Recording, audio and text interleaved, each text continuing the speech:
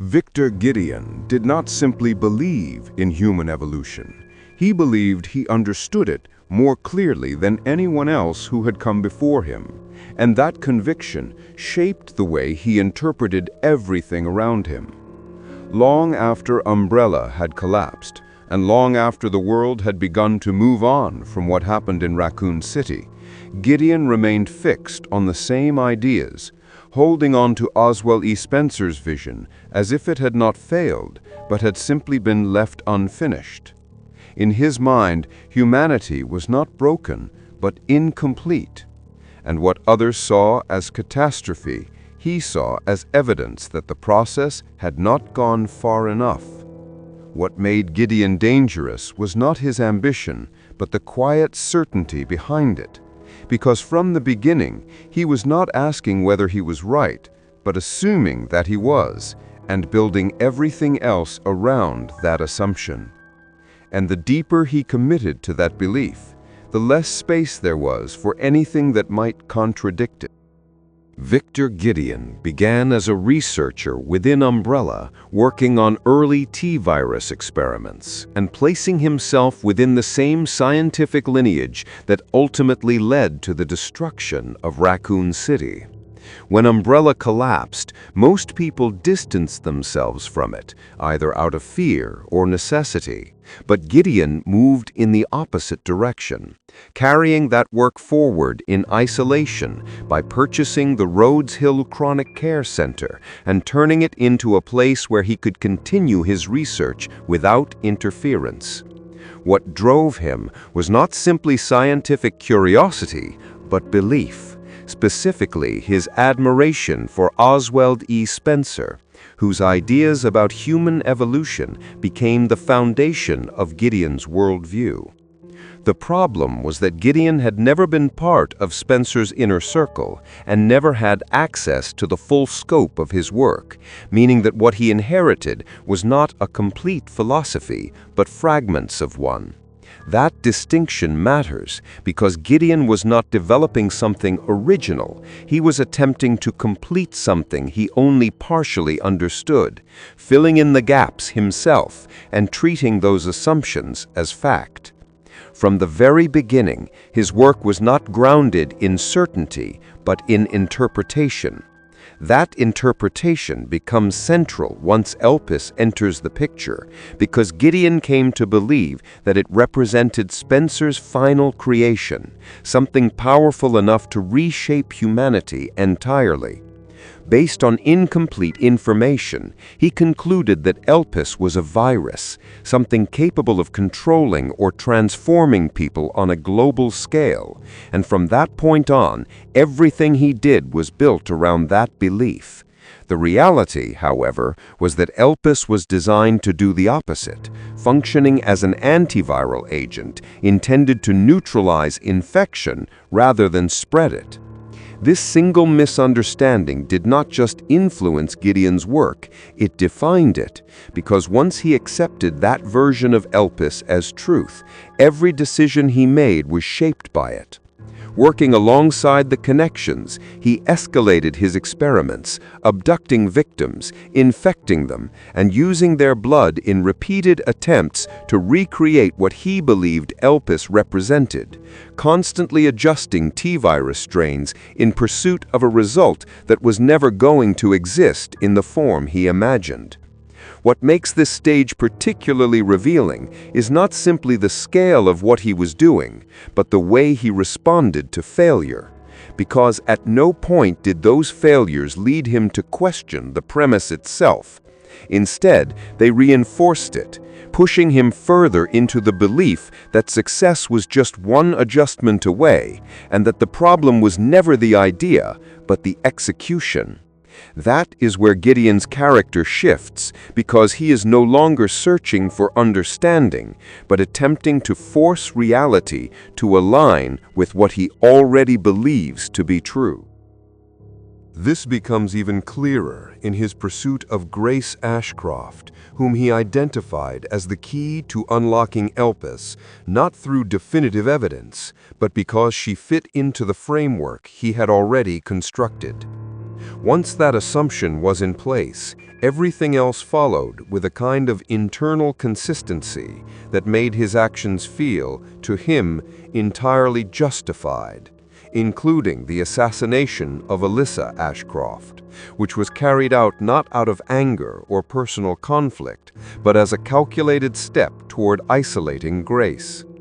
This marks a turning point in Gideon's progression, because it is the moment where his work extends beyond experimentation and into direct control over human lives, demonstrating that his goals no longer exist alongside morality, but independently of it. At the same time, his discovery of Raccoon City Syndrome, a latent T-virus mutation with a 100% mortality rate, should have represented a clear indication of failure, a consequence of the very research he was continuing. Instead, he interpreted it as confirmation, evidence that humanity itself was unstable and incomplete, reinforcing the belief that evolution was not only necessary, but inevitable. This is what makes Gideon particularly dangerous, because he does not selectively ignore evidence that contradicts him. He actively reinterprets it, ensuring that every possible outcome continues to support the same conclusion. At that point, it no longer matters what happens, because the result will always be the same. As his work progresses, Gideon eventually chooses to enhance himself, implanting a modified nemesis parasite that grants him increased strength and durability while allowing him to retain his cognitive function. This decision reflects a broader pattern seen throughout the series, where individuals attempting to control evolution ultimately choose to participate in it, collapsing the distinction between observer and subject. However, what sets Gideon apart is that he does not perceive this as a loss of control, but as an extension of it, reinforcing his belief that he remains in command of the process. When confronted by Leon S. Kennedy, he does not adapt or withdraw, but escalates, triggering an outbreak within his own facility and infecting staff and patients, effectively dismantling the system he had spent years constructing. This moment is particularly revealing because it demonstrates that nothing he creates holds value beyond its immediate usefulness, including the infrastructure that sustains his work and the people within it. By this stage, control is no longer a means to an end, but the defining principle of his actions, existing independently of any larger objective. The most critical moment in Gideon's story occurs when the true nature of Elpis is revealed, showing that it was never a weapon, but a cure designed to counteract the very infections he had spent years trying to replicate. This revelation presents him with a clear contradiction, one that should force a reassessment of everything he has done up to that point.